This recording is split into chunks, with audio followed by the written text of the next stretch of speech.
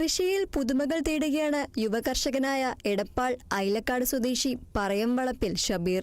മഹാരാഷ്ട്രയിലെ പരമ്പരാഗത നെൽവിത്തിനമായ നസർബാത്താണ് മലപ്പുറത്തെ മണ്ണിൽ ഈ യുവകർഷകൻ കൃഷി ചെയ്തത്. കൃഷിയിൽ പുതുമകൾ തേടിയിറങ്ങിയ ഷബീറിന് നെൽകൃഷിയിൽ 100% വിജയം കൈവരിക്കാനായിട്ടുണ്ട്. പുതിയിനം നെൽവിത്തായ നസർബാത്തിന്റെ ഓലയ്ക്ക് ഇരുണ്ട വയലറ്റ് നിറമാണ്.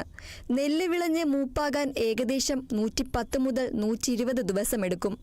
ഈ വർഷം വളരെ കുറഞ്ഞ സ്ഥലത്ത് ഇത് പരീക്ഷിക്കപ്പെടുകയാണ്.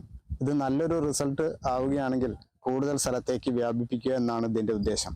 ഇത് വിത്ത് തന്നെ കിലോയ്ക്ക് 300 രൂപ ഉണ്ട്.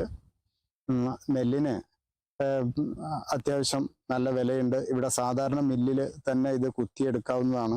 ആന്റി ഓക്സിഡന്റുകളാൽ സമ്പുഷ്ടമാണ് നസർബാത്തിന്റെ അരി. ഹൃദയം, നാഡീവ്യൂഹം എന്നിവയുടെ പ്രവർത്തനത്തെയും രക്തയോട്ടം മെച്ചപ്പെടുത്തുവാനും ഇത് സഹായിക്കുന്നു. കുത്തരിയായതിനാൽ തന്നെ പ്രമേഹ രോഗികൾക്കും കഴിക്കാം. യൂട്യൂബിൽ കണ്ടപ്പോൾ ഒരു കൗതുകമായിട്ട് തോന്നി. അപ്പൊ അങ്ങനെ ഒരു ഫ്രണ്ട് ഉണ്ട്, അനീഷ്, അതിലേക്കുള്ള തന്നെ. അപ്പൊ അവന് മുഖാന്തരം കൊല്ലംകോടുള്ള ഒരാളായിട്ട് ബന്ധപ്പെട്ടിട്ടാണ് വിത്ത് നമുക്ക് കിട്ടിയത്.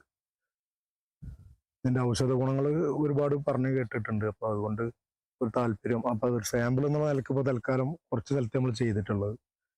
കൂടുതൽ വ്യാപിക്കാനാണ് അടുത്ത വർഷം മുതൽ ഉദ്ദേശിക്കുന്നത്.